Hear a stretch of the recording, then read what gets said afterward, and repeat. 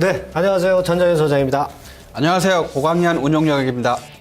예, 오늘 그 전번 주까지 이 자리를 빛내주셨던 김봉만 전문가님이 사정상 이제 그만하시고요. 오늘부터 새롭게 고광현 운용역님을 모시고 이번 주부터 또 잘 해보도록 하겠습니다. 운용역님, 근데 저하고 좀 공통점이 있으시네요. 그런가요? 끝에가 저 현자 돌림. 되게 이제 현자 돌린 사람들이 그 좀 박학다식하고 그렇지 않습니까? 어질죠. 무슨 현자 쓰세요? 예, 어질 현자 씁니다. 어질 현자 쓰시는구나. 저는 그 쇠군변에다가 솥기 현자라고 들어보셨죠?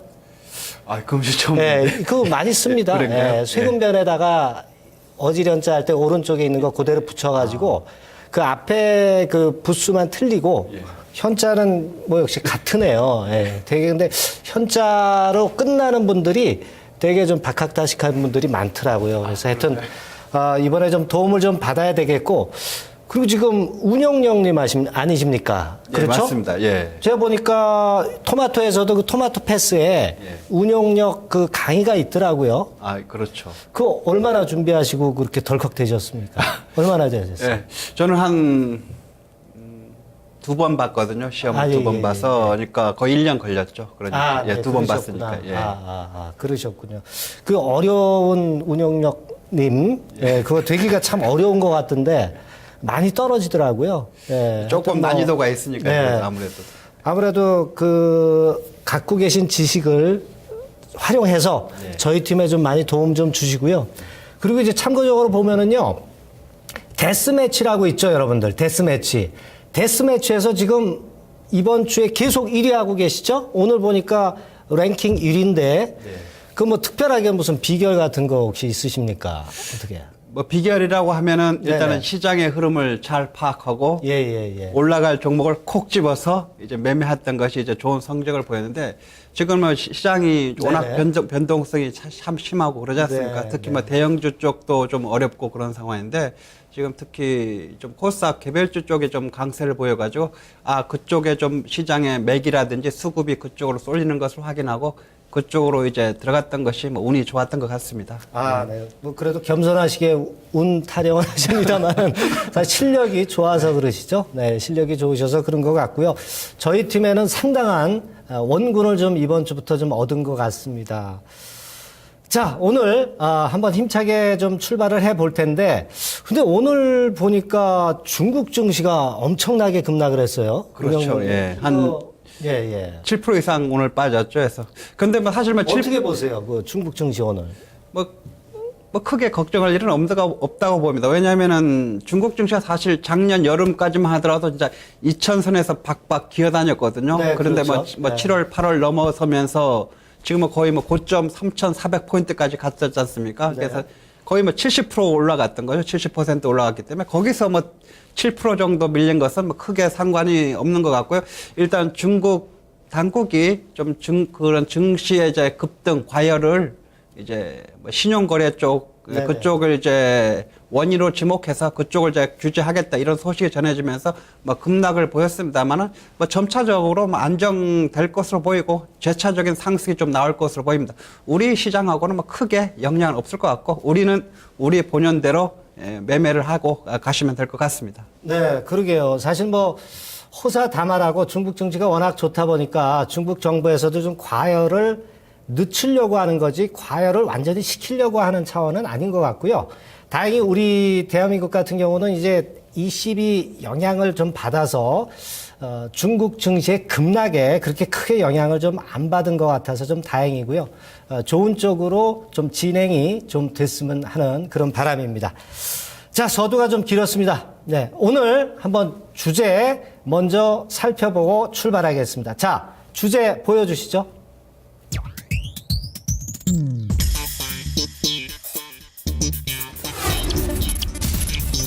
네, 라운드 1. 22에 쏠린 눈, 국내 증시에 어떤 영향을 미칠 것이냐. 네. 자, 오늘 그런 타이틀입니다. 네, 오늘 그런 타이틀을 갖고 좀 굉장히 범위가 넓은 것 같기는 한데요. 그래도 저희가 될 수 있는 대로 좀 축약해가지고 좀 여러분들한테 그래도 도움이 될 만한 그런 거리를 마련해서 말씀드리도록 하겠습니다. 자, 이거 어떻게 우리가 접근을 해야 될까요? 먼저 이제 오늘 첫 번째로 보니까, 이번 주에 상당히 중요한 일정들이 많죠. 뭐 중국 GDP도 발표하고, 일본 그 통화정책회의도 있고요. 22일, 그러니까 우리나라 시간으로 목요일에 밤이죠, 밤. 22 통화정책회의가 열립니다. 여기서 이제 일단 양적 완화가 좀 기정사실화 된 것 같아요. 그렇죠? 예, 지금 현재 분위기상. 예. 네, 양적 완화가 좀 기정사실화 된 것 같은데, 먼저 그 이유를 먼저 한번 살펴보고요. 그거부터 일단 알아보고 우리가 진행해 나가는 게 맞을 걸로 그렇게 보여지고요. 먼저 이제 뭐 제가 한번 말씀을 드려보도록 하겠습니다. 네. 자, 22에서 결국 이제 그 통화정책회의, 22 통화정책회의에서 양적 완화가 기정사실화 되게 됐는데, 자, 저는 1단계적으로, 그렇게 좀 말씀을 좀 드리고 싶어요. 먼저 이렇게 22에서 양적 완화를 기정사실화하고 하느냐 안 하느냐 사실 말이 많았습니다. 그래서 오늘 이번에 하나 3월 달에 하나 상당히 말이 많은데 혹자들은 3월 달 얘기도 하고 있는 것만은 사실이에요. 이번에 1월 달에 혹시 안 할 수도 있다. 네, 그런 얘기들이 나오고 있었던 그런 부분입니다. 근데 여기서 이제 중요한 거는 스위스의 환율 하한제 폐지건이 나오면서 그 건이 도화선에 이제 불을 댕긴 것 같아요. 먼저 22 통화정책회의에서 양적 완화가 기정사실화된 분위기는 첫 번째로 그 원인이 뭡니까? 당연히 뭐 전 세계도 그렇지만 특히 유로존에서 심한 유로존의 디플레이션 진입 그 건입니다. 그게 바로 원인이 되는 거죠. 첫 번째 원인입니다. 네. 자, 그림 1 한번 보겠습니다. 네. 자, 지금 소비자 물가 상승률이 마이너스 0.2%로 뚝 떨어졌죠. 자, 이거 당연히 양적 완화를 실시를 하지 않을 수 없는 제1의 요인입니다. 네, 이 부분입니다. 플러스권도 아니고 이제 마이너스권으로 떨어졌기 때문에 이런 부분이라면은 결국 양적 완화는 해야 하는 것이다. 다만 그 시기가 문제가 되고 규모가 문제가 될 사안이었어요. 그런데 여기서 뭐가 터졌냐면은 스위스가 페그제를 폐지했죠. 네. 환율 하한선을 폐지해버렸어요. 네. 자, 이 부분입니다. 두 번째 원인은 뭐예요? 네. 바로 스위스의 환율 하한제 포기라고 보실 필요가 있다는 겁니다. 네. 이 부분입니다. 결국 이제 그런 겁니다. 결국 최저 환율이 자꾸 떨어지면 어떻게 돼요? 프랑화, 네.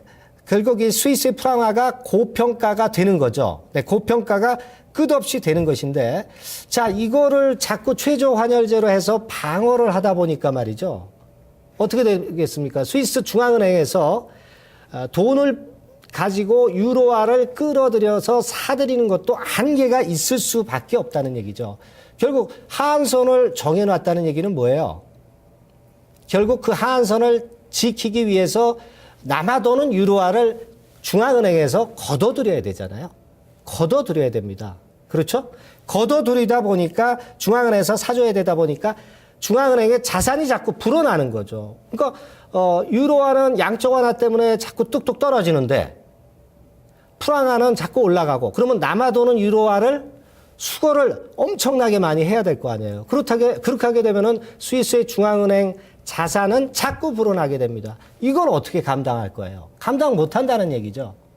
그래서 과감하게 중앙은행에서 재정 부담이 생기기 때문에 결국 최저 환율제를 폐지를 했습니다. 과거에 이제 고정 환율제였죠. 네, 이거를 페그제를 완전히 폐지를 한 겁니다. 한간에는 그런 얘기가 있어요. 뭐 러시아 쪽에서 뭔가 이번에 그 유가 급락으로 해서 돌파구를 열려고 딴지를 건 게 아니냐. 뭐 그런 얘기도 없지는 않습니다. 최저 환율제로 딱 고정을 시켜놔 버리니까 프랑화를 사들이는 거예요. 네, 사들이면서 그쪽 안전자산에다가 원유 판돈을 갖다가 자꾸 집어넣는 거예요. 이거 어떻게 하겠습니까? 스위스 중앙은행 같은 경우는 계속 밑빠진 독에 물 붓기식으로 유로화를 계속 사들일 수도 없는 거 아니겠어요? 바로 배경은 그러한 건이다. 이렇게 이해를 하시면 되겠고요. 자, 그림 2를 한번 보겠습니다. 그러다 보니까, 예, 이렇습니다. 결국 이제 뭐 20에서 양적 완화 한다고 그러니까 어떻게 했어요? 유로화는 점차 약세로 갈 수밖에 없죠. 계속 뚝뚝 떨어지는 거예요. 달러 값은 계속 올라가고. 자, 그러다 보니까 스위스 프랑도 크게 뚝 떨어졌어요. 바꾸어 말하면 상당한 고평가가 됐다는 얘기죠. 예, 그런 부분들입니다. 지금 현재 그 그림을 우리가 좀 봤고요. 자, 제가 아까 말씀을 드렸죠. 중앙은행에서 결국 많이 사다 보니까 어떻게 됐어요? 재정 부담을 느낀다고 그랬죠. 예, 재정 부담 느낀다고 그랬습니다. 그 다음 그림 한번 보겠습니다. 스위스 중앙은행의 명목 GDP 대비해서 중앙은행의 자산이 자꾸 늘어나는 거예요. 이걸 어떻게 감당하겠습니까? 재정 부담이 자꾸 늘어난다는 얘기예요. 그렇죠? 예. 그러다 보니까 한계가 있을 수밖에 없어요. 예전부터 스위스의 프랑화는 뭐예요? 안전자산이기 때문에 어려운 경우가 발생할 때 전부 스위스로 돈이 들어왔다 이거예요. 그렇죠? 프랑화 사겠다 이거예요.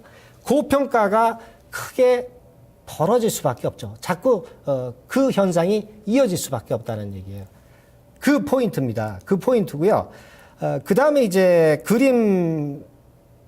다음 그림을 보면은요. 예, 결국 그러다 보니까 스위스의 대출 규모라든가 이런 것들이 많이 늘어나게 되고 스위스의 프랑 캐리 트레이드가 발생을 했는데 말하자면 이제 동유럽 같은 경우에서는 스위스의 프랑을 통해서 대출을 많이 받았어요. 대출을 많이 받았는데 스위스의 프랑화가 결과적으로 고평가가 되다 보니까 갚아야 될 돈이 기하급수적으로 늘어날 거 아니에요.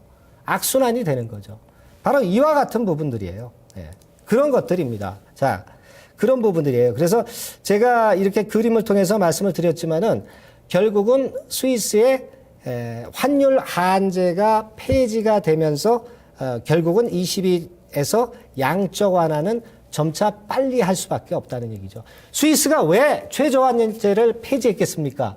뭔가 귀띔을 받았기 때문에 양적 완화할 것이다라는 언지를 받았기 때문에 환율 하한제를 폐지한 것이다 이런 얘기입니다. 그죠? 두 번째 요인이고요. 그 다음에 마지막 요인으로 볼 수 있는 것은 그리스의 조기 총선 불안감이죠.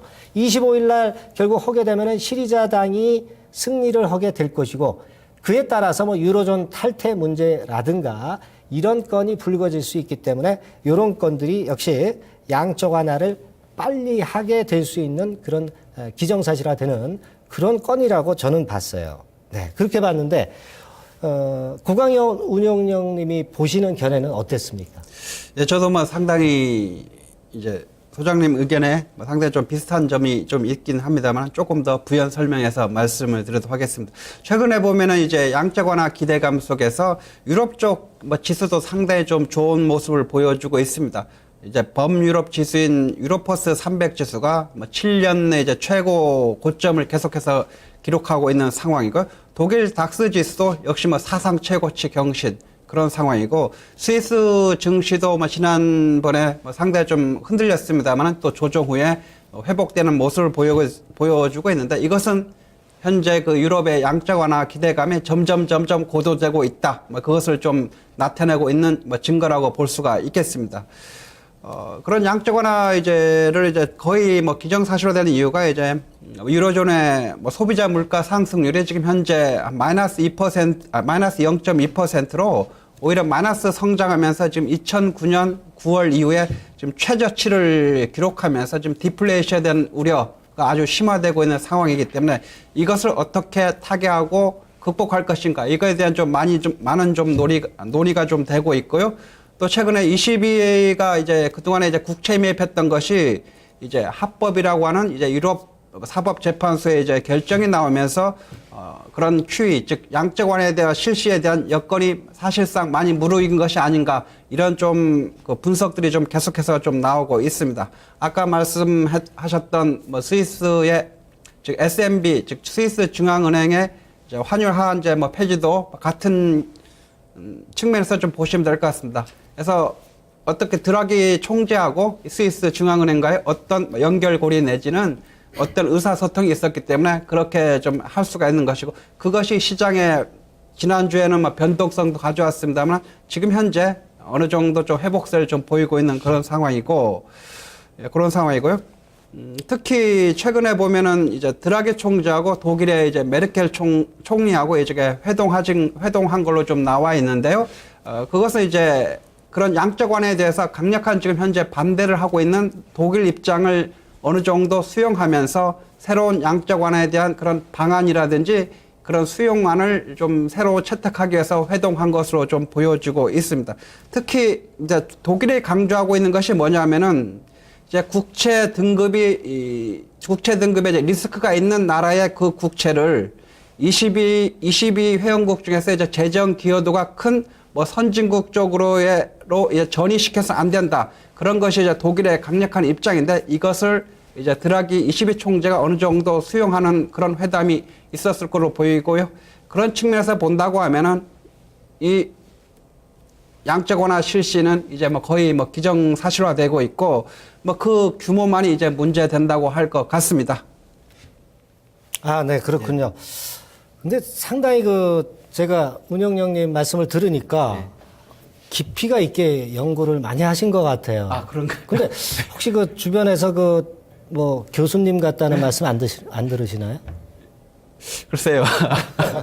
좀 그런 인상을 좀 많이 받았고요. 네. 근데 이제, 여기 계신 분들이 이제 투자자분들은 또 조금 이제 모르시는 분들도 계시니까 조금 이제 쉽게 더 풀어주시면 더 예, 알겠습니다. 이해가 예. 더 빠르실 것 같아요. 예. 그래서 내용이 상당히 이제 깊으십니다. 깊으시지만 뭐 조용조용히 말씀하시는 것 같으면서도 조사해올 거는 다 해오신 것 같아요. 그럼 제가 아까 말씀드린 견해하고요.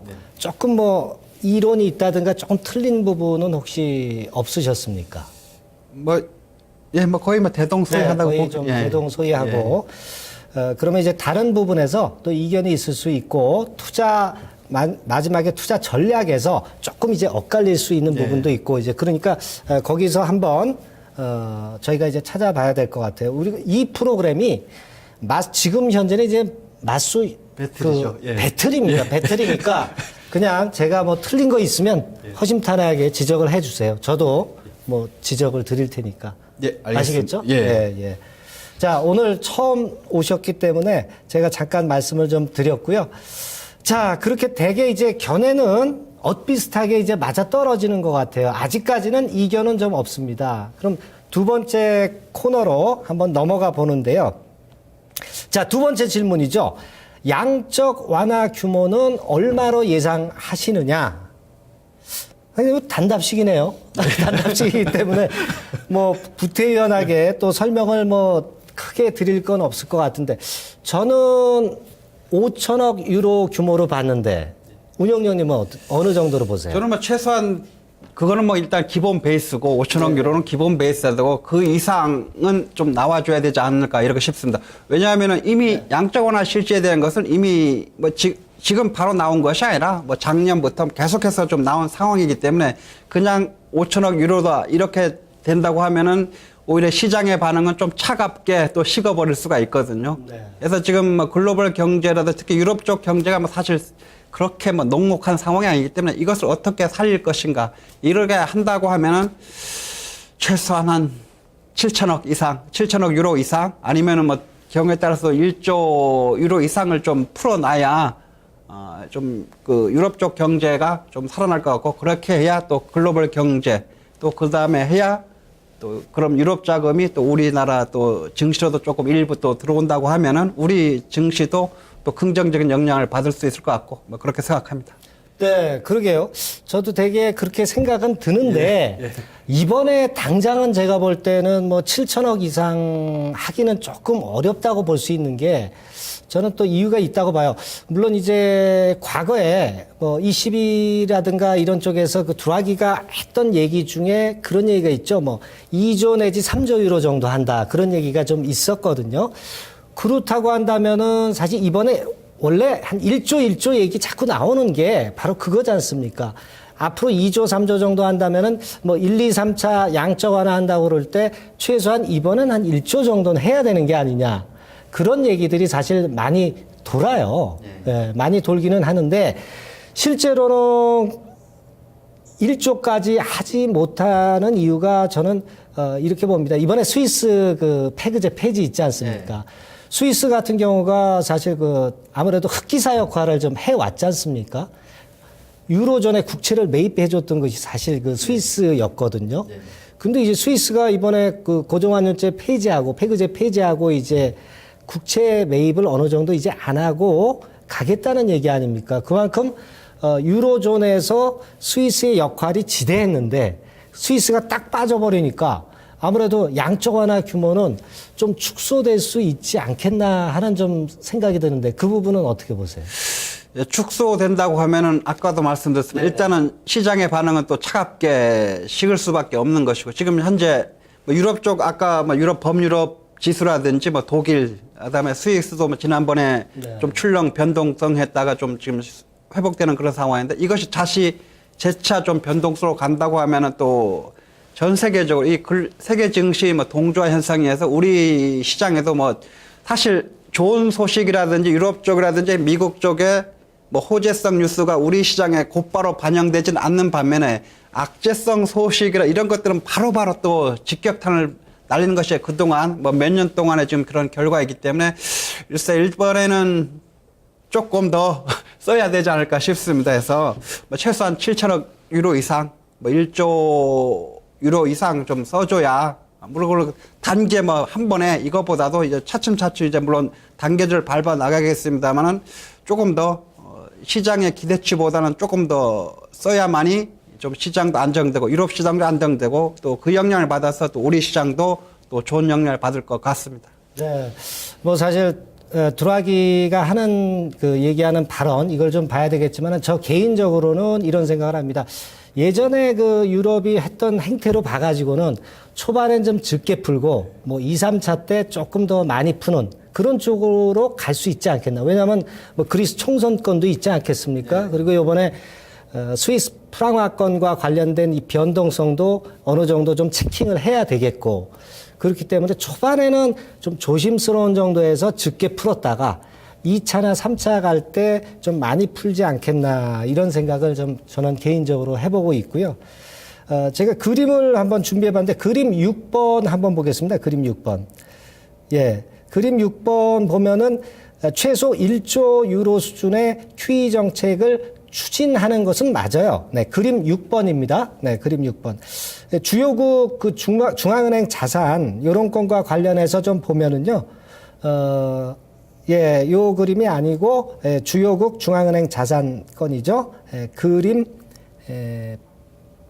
이게 6번이 되겠습니다. 예, 그렇습니다. 나왔습니다. 그러니까 22가 결국 미국이나 영국이나 일본이나 이런 쪽들 특히 그 지금 현재 노란 게 이제 일본이죠. 일본이나 이 유럽 쪽은 아직 중앙은행 자산 규모가 적단 말이에요. 그래서 맞춰가려고 한다면은 대개 1조 정도 수준이 되어야 되지 않겠는가. 이미 저기 그래프에서 보세요. 미국 같은 경우는 저쪽 위로 올라가 있지 않습니까? 그렇죠? 영국도 마찬가지고. 그러니까 결국은 이렇게 중앙은행 자산이 올라가지 않은 일본이나 유럽 쪽에서는 자꾸 돈을 풀 수밖에 없고 그 정도 규모는 1조 정도 규모는 원래 해야 원안이다 이런 얘기죠. 근데 실제로는 아까 말씀드린 배경하에서 조금 모자라는 그런 건이 실제로는 되지 않겠나 그렇게 보여지고 그리고 조금 아까 나왔던 그림이죠. 그림 8번 한번 보겠습니다. 결국 유럽의 양적 완화 방법은 지금은 보니까 두 번째 안이 많이 그 호소력을 얻고 있죠. 그렇죠, 운영령님? 예. 네, 첫 번째로 이제 22 출자 지분에 따라서 회원국 국채를 사들이는 게 제일 좋은 방법이고, 그 다음 방법으로는 이제 회원국이 중앙은행 자국 국채를 매입하는 거고, 그 다음에 이제 마지막 제일 안 좋은 경우는 트리플 A 국채만 매입하는 건입니다. 근데 지금 회자되고 있는 거는 2번으로 알고 있는데, 그죠? 운영령님? 예. 되게 이런 식으로 되게 전개가 되지 않겠나 하는 생각을 가져보고 있습니다. 그래서 저는 약간은 좀 보수적으로 조금 할 것 같다, 약할 것 같다라는 생각이고 운영령님은 조금은 저보다는 후하게 예. 양적 완화 규모를 보시는 게 이번 질문에서 좀 차이가 있는 부분이 아니냐 이렇게 좀 보여집니다. 그렇죠? 그래서 네. 특히 그리스와 관련해서 그리스 지금 바로 이제 25일도 총선 있지 않습니까? 네, 그렇죠. 바로 그리스와 관련해서도 바로 22 역량이 지금 바로 직격으로 바로 받기 때문에 네. 그것을 어느 정도 완화하는 측면에서도 이 양적 완화 규모는 조금 더 규모가 커져야 된다 이렇게 생각합니다. 그렇지 네. 않고 조금만 한다고 하면은 그 그리스 역량을 지금 비껴나갈 수가 없는 상황이죠. 예, 그런 측면에서 본다고 하면은. 네, 그렇죠. 근데 그 부분에서는 저는 조금 다른 게 22에서는 항상 뭐 금리 인하를 한다든가 이런 문제에 있어서 굉장히 항상 보수적으로 예, 그렇죠. 움직였었거든요. 예, 과거에는 그랬었죠. 예, 그래서 그런 부분들이 좀 문제가 됩니다. 예, 그 다음에 할 케이스입니다만은 뭐 예를 들어서 그림 7번 한번 되겠습니까? 그림 7번 한번 좀 보면은요. 2012년도 당시에 금리 인하를 22에서 해야 될 경우가 있었습니다. 예, 그림 7번입니다. 예, 그림 7번 보시면, 네, 그림 나왔네요. 예, 나왔죠? 2012년도 4월 11일에 그 의회 해산하고 그러면 뭐 금리를 좀 떨어뜨리고 그래야 되는 상황인데 그때 안 했어요. 그리고 5월 6일 날도 그때도 총선하고 연정 구성 실패했을 때도 안 했습니다. 그러다 결국 재총선을 할 때 그때 기준금리 인하를 했거든요. 그래서 이런 걸로 보면 그리스 총선권 때문에 양적 완화를 빨리 한다든가 규모를 크게 하는 것은 제가 볼 땐 조금 아닌 듯 싶고 좀 늦춰질 것 같고요. 그것만 가지고 본다면. 그냥 개인적으로는 그래서 운영령님하고 견해는 그 부분에서는 약간 예. 차이가 지는 것 같습니다. 한 이틀 있다가 한 3일 있다가 보면 되겠네요. 양적 완화 뭐 규모하고 시기 뭐 이런 것들을 한번 체킹을 해봐야 되겠습니다. 예. 자, 다음 질문 한번 볼게요. 네.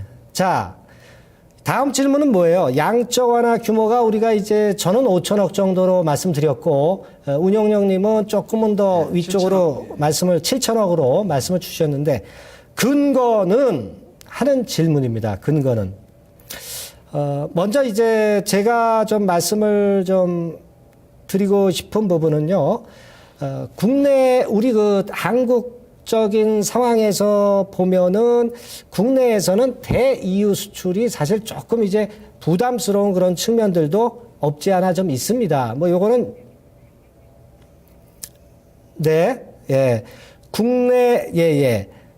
국내 증시에 미치는 영향력이죠. 네. 아, 그렇죠. 22번 조치가 질문을 다시 제가 말씀드리겠습니다. 22번 조치가 국내 증시에 긍정적으로 작용할 것인가? 이 질문입니다.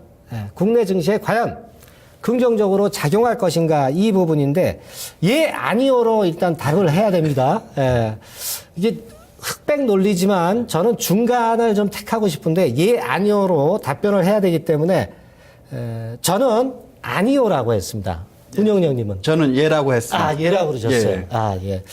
여기서 조금 이제 틀리겠네요. 네, 틀린 부분인데.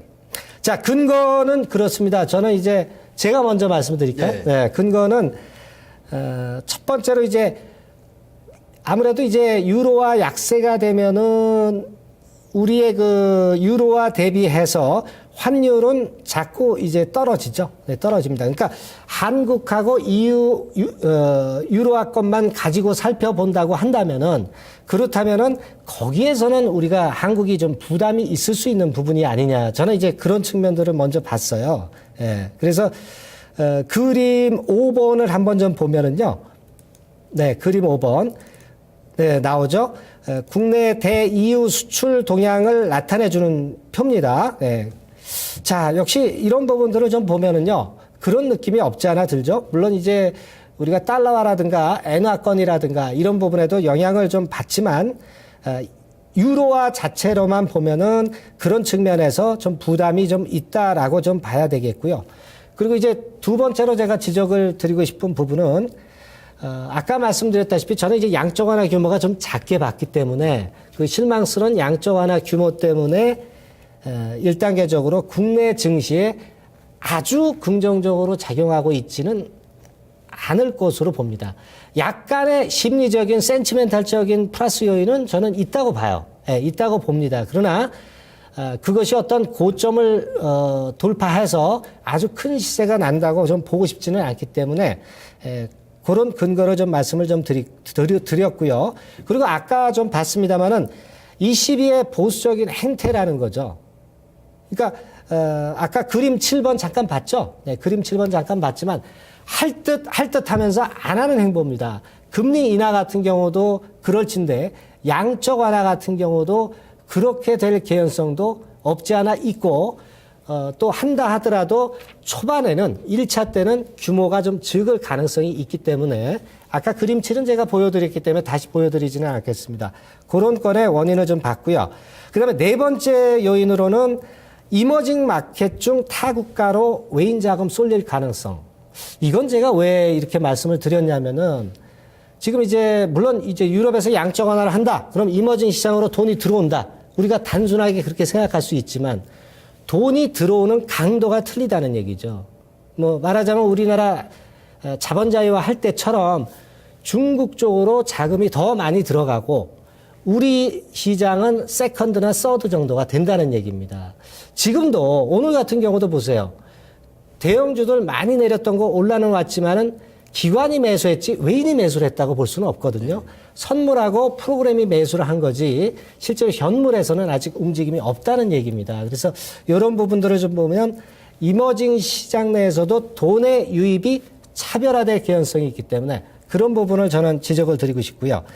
다섯 번째는 뭐예요? 한국 증시의 구조적인 문제 인식입니다. 네, 아직 우리가 사실 뭐 고성장 시대에서 저성장 시대에 진입했다는 것, 그 사실은 우리가 좀 어느 정도 인식을 해야 되기 때문에 그 부분, 요 5가지 정도 요인을 가지고 말씀을 드렸는데, 운용령님은 예라고 말씀을 주셨습니다. 예. 한번. 저는 뭐 국내 증시에는 일단 긍정적인 작용을 할 것으로 이제 보고 있습니다. 그 근거는 일단은 세계 증시 이제 동조화 측면에서 유럽 쪽 경제라든지 유럽 증시가 안정이 된다고 하면은 국내 증시도 변동성의 축소가 될 수 있는 계기가 될 수가 있다.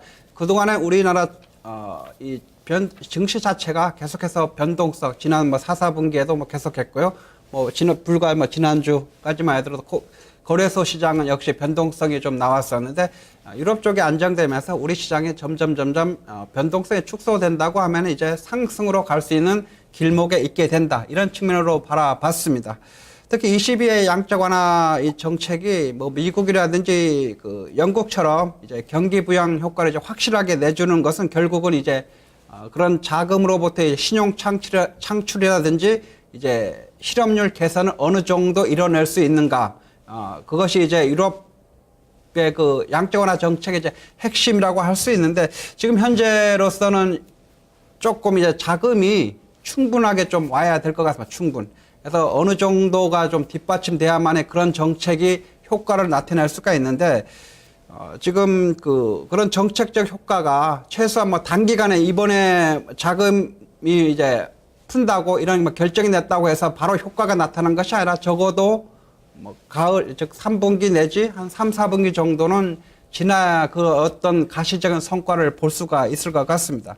그렇다고 하면은 지금 일시적인 것보다는 장기적인 이제 어느 정도의 긍정적 효과가 이제 나타날 수밖에 없는 것이고요. 그렇게 되려면 아까도 말씀드렸듯이 시장 예상을 조금 초과하는 그런 확실한 조치가 수반이 돼야 된다. 시장 예상을 만약에 초과를 못한다고 하면은 시장이 뭐 실망 매물이라든지 나타나면 유럽 시장뿐만 아니라 우리 시장 뭐 재차 뭐 변동성이 나타날 수밖에 없고 뭐 그럴 것 같습니다. 그동안에 이제 유럽 쪽에 이제 유동성이라든지 축소가 되면서 우리 시장에 있던 유럽계 자금들이 많이 좀 유럽 쪽으로 빠져나가는 것으로 좀 나와 있는데요. 그렇게 빠져나갔던 돈이 이제 유동성이 공급되면서 다시 우리나라로 또 들어올 수 있는 그런 계기가 마련되는 것이고 그렇다고 하면 역시나 아까 말씀드린 규모 자체가 일단은 커야 된다. 이것이 뒷받침되지 않는다고 하면 사실 뭐 지금 논의하고 있는 이런 내용들이 사실 거의 무의미한다고 볼 수가 있을 것 같고요. 22쪽 이제 유럽 경기가 또 호조된다고 해서 뭐 당장 우리에게 어떤 뭐 긍정적인 영향이라든지 이런 것은 뭐 크게 기대할 바는 사실 없습니다. 왜냐하면은 미국 경기가 호조된다고 하면은 이제 유로화가 이제 약세죠. 약세된다고 하면 우리 수출 기업에는 뭐 기회도 유럽 경기가 호조된다는 측면에서는 이제 기회가 될 수 있습니다만 그 반대로 엔화 약세처럼 유로화 약세가 우리 기업에는 또 위험 요소가 되고 있기 때문에 당장 어떤 결과보다는요 차분히 좀 중장기적인 측면에서는 우리 시장에 분명하게 긍정적인 역할을 한다 이렇게 좀 보고 있습니다. 아, 네. 그래서 조금은 이제 견해가 틀린 부분인데, 근데 저는 이런 생각을 좀 해봅니다. 센치멘탈적인 측면에서는 상당히 이제 긍정적으로 우리가 볼 수 있지 않습니까? 네. 그죠? 네. 그리고, 그런 측면들은 좋은데, 우리 기업 실적은 아직 좀 어렵지 않습니까? 네. 그리고 이번에 ECB가 양적 완화를 또 한다고 해도 그것 때문에 돈으로는 이제 끌어당길 수는 있겠지만 실적이 크게 나아지는 건 좀 없고 그런 측면들이 좀 델리케이트한 마이너스 요인이라고 보고요. 그리고 또 한 가지는 지금 현재 이제 뭐 유가가 반등을 물론 이제 하고 있습니다. 요번에 그 스위스 건 때문에 좀 반등이 좀 나오고 있죠. 그리고 상품 가격 반등도 나오고 네. 있고. 근데 이게 사실 반등이지 계속적으로 유가가 올라가지는 않을 것이다라는 문제하고 기업 실적이 살아서 움직일 것 같지는 않다는 그런 측면들이 조금은 제가 볼 땐 부담이 되는 듯도 한데 그 문제는 어떻게 생각하세요? 그래서 이 지금 현재 논의하고 있는 대전제 제가 말씀드리고 있는 뭐 전제 조건이 뭐냐면은 네. 이 양적 완화 규모가 네. 일단은 규모가 커야 된다. 시장 예상치보다는 커야 된다는 것의 전제가 이제 되는 것이고 만약 시장 예상치를 하회하거나 아니면 시장의 예상치에 그냥 부합한다고 하면은 사실 그렇게 우리에게 네. 큰 뭐 긍정적인 긍정적인 센치멘탈적으로만 예. 영향을 줄 것 같아요. 그래서 뭐 그다지 크게 하면 오히려 더 실망 매물이기 때문에 오히려 또 시장이 또 변동성을 또 확대시킬 수 있는 그런 측면도 있죠. 그래서 전제 조건은 일단 규모가 커야 된다.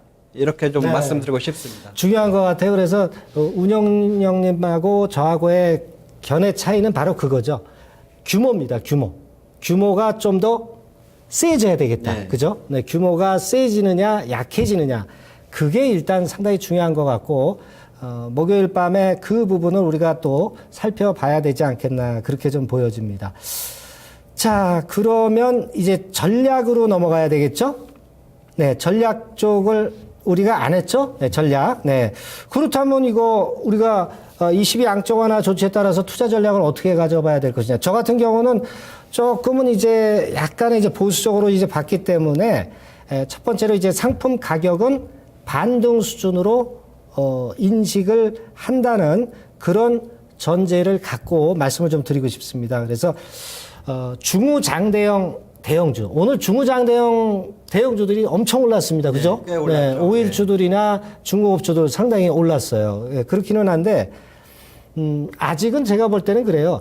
이미 갖고 있었던 분들은 갖고 있을 수 있는 상황이었지만, 새롭게 투자를 한 분들은 사실 거기다가 발을 담그기가 사실 상당히 어려웠던 부분이에요. 그래서 아직까지는 어떤 박스권 상단 정도를 인식을 하고 매매를 하시는 게 좋지 않겠나 이런 생각을 하고 싶고요.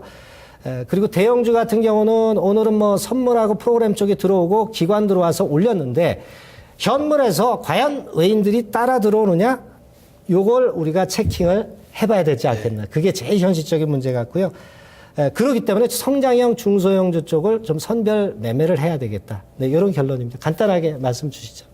일단은 유럽 그런 양적 완화가 일단은 우리 현 시점에서는 그쪽 시장을 파악하는 것도 중요하지만 일단 우리가 직접적으로 좀 발을 담고 있는 우리 시장의 흐름을 파악하는 것이 아주 중요하다고 볼 것 같습니다.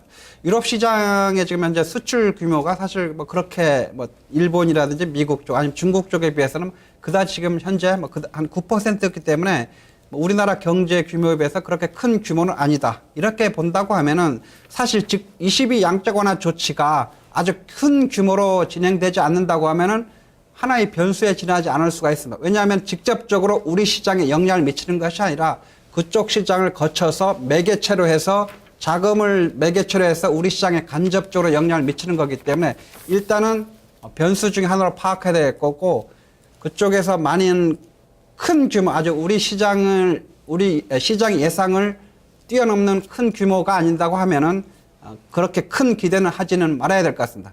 우리는 우리 시장에서 또 좋은 성과를 얻으면 될 것 같고요. 지금 현재 그런 그 시장 자체의 흐름을 우리가 뭐 유럽이다, 유럽뿐만 아니라 뭐 중국, 뭐 일본, 그다음에 뭐 미국 여러 가지 지금 계속해서 뭐 금리 인상이라든지 엔저라든지 뭐 중국의 경기도나 이런 것이 계속해서 뭐 변수로서 우리에게 다가오고 있습니다만 사실 그것이 우리에게 직접적으로 수익이라든지 이 수익과 연결되는 걸 또 따져본다고 하면 사실 약간은 좀 괴리감이 있거든요. 그렇기 때문에 우리는 직접적으로 우리 시장에서 좋은 성과를 좀 파악할 수 있도록 그런 쪽에 좀 흐름 파악에 좀 집중을 해야 되겠습니다. 네. 네. 운영령님이 뭐 말씀은 조용조용히 하시지만은 언중유골이라고요. 핵심 있는 내용은 전부 체크로 해서 잘 말씀을 주신 것 같아요. 처음이라 조금 많이 좀, 긴장되기도 하네요. 전혀 그렇지 않습니다. 전혀 그렇지 않고요. 하여튼 뭐 좋은 말씀 잘 들었고요. 이 정도로 이번 1번 코너, 첫 번째 코너 맞수 배틀 여기서 일단 마무리하고요. 자, 그 다음 맞수 동맹으로 한번 넘어가 보도록 하겠습니다. 네.